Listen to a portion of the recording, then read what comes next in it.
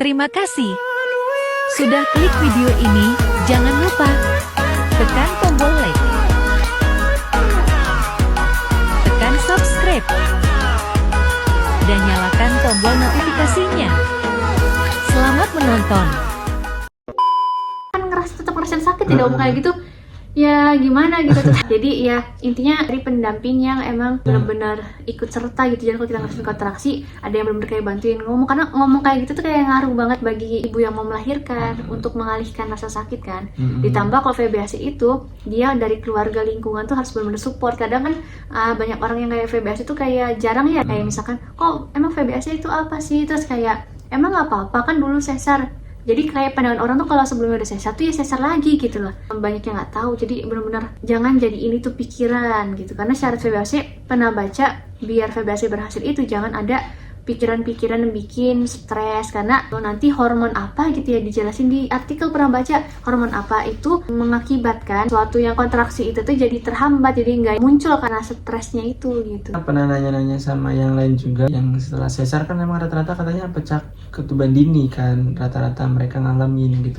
Makanya akhirnya yang lahiran keduanya sesar lagi. Artinya ketuban pecah dini ini menjadi peristiwa yang sering lah. Ya karena mungkin karena stresnya itu ya entah dari omongan apa, kayak panik, bingung pengen lahiran di mana gitu kan. Karena ada kasus teman kita, tangga kita, dia anak pertama sesar, anak keduanya pengen coba normal tapi udah pecah ketuban dini dulu. Jadi waktu itu tetangga kita kan emang kontraksinya nggak bertambah gitu. Jadi kasihan juga, terlagi ngerembes mulu kan, jadi daripada bahaya gitu kan. Jadi kalau dalam konteks kayak gitu kan emang udah yang darurat, jadi ya akhirnya harus sesar gitu. Beda sama kita yang waktu itu masih kayak dikit-dikit, dan waktu itu pas mau deket sama rumah bidannya itu, kita kan ke Alfa dulu kan beli roti. Nah itu waktu beli roti, suami ke dalam, nah aku ini turun dari motor, peluk bantal, pas waktu berdiri, basah dingin banget, sampai benar-benar kayak dari bawah pusar sampai ke bawah itu tuh full basah, karena kita benar-benar pecah. Benar-benar. Jadi karena udah lama.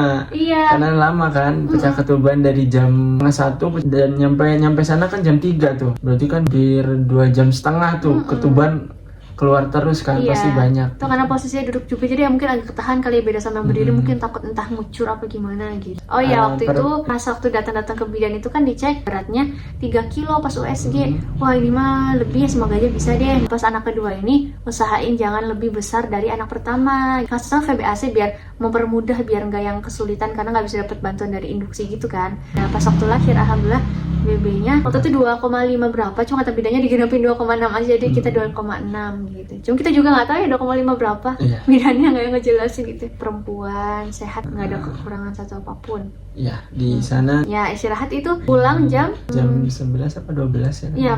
Nah itu alhamdulillah dapat makan pagi sama makan siang juga gitu. Boleh dijelasin biayanya habis berapa gitu? Ya sekitar 8 juta. 8 juta itu biaya yang besar, sebenarnya biaya dokternya itu. Sebenarnya bisa aja kita sampai seharian di sana ya. Cuma karena kitanya mikirnya yang penting dia udah lahir, istri juga udah bisa jalan, ya udah kita langsung pulang aja gitu. Ya karena posisinya kan ada mama sama anak kita yang pertama, kasihan kalau ditinggal lama-lama kan. Biar suami juga nggak bolak-balik mulu. Karena kan jarak rumah ke bidannya kan lumayan jauh, 30 menit. Akhirnya kita pulang tuh naik Grab. Pas pulang ditemenin sama bidannya, terus dikasih obat kewanitaan gitu ya, Giovan warna pink, dapet apalagi udah ya itu doang ya, dapat susu Vidoran. Padahal kan harusnya kan jangan ya itu. Iya, dia pro DBF tapi malah ngasih susu kotak. Jadi kan gimana gitu, mungkin susu karena kotak. Susu kotak kan itu jadinya, susu kartu. Susu kotak Ultra enggak benar. Iya, berarti susu ini. Susu formula. Ya susu formula. Ya ngasih susu formula, jadi kayak mungkin karena udah itunya kali ya.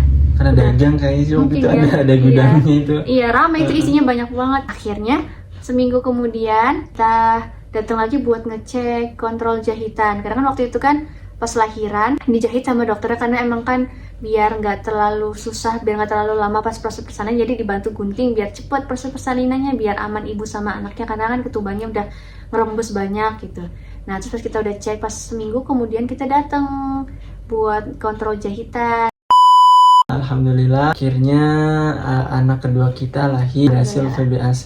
Alhamdulillah. Nah, terus pas lahiran jam 4 kurang 5 menit